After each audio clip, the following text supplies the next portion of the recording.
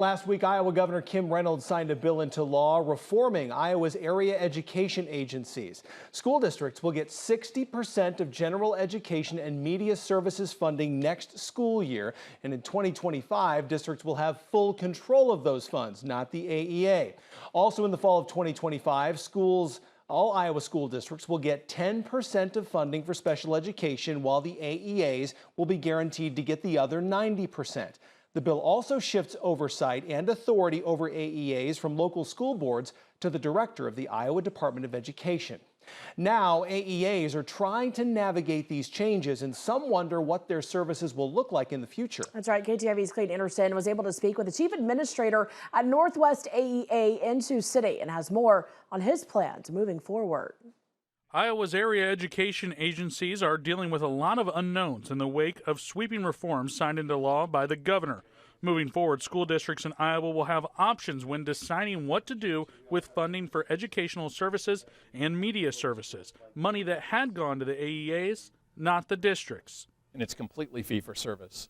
So it's really shifting what we've done and becoming more of a private company focus. Right now, the AEA portion of media and education services offers school districts the ability to lease books, lease instructional items, even offer resources for students with autism.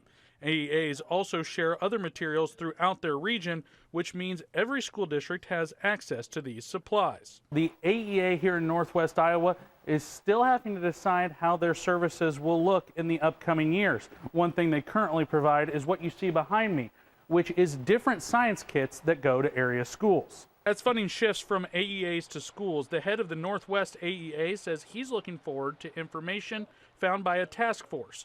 Dr. Dan Cox says Northwest AEA leadership is having conversations about staffing and the next steps on a weekly basis. Cox says he understands if staff members have to find employment elsewhere. It's been a frustrating experience, and this is our new landscape. And so we can stick with the I'm mad this happened mentality, or we can embrace what the new reality is for the area education agency.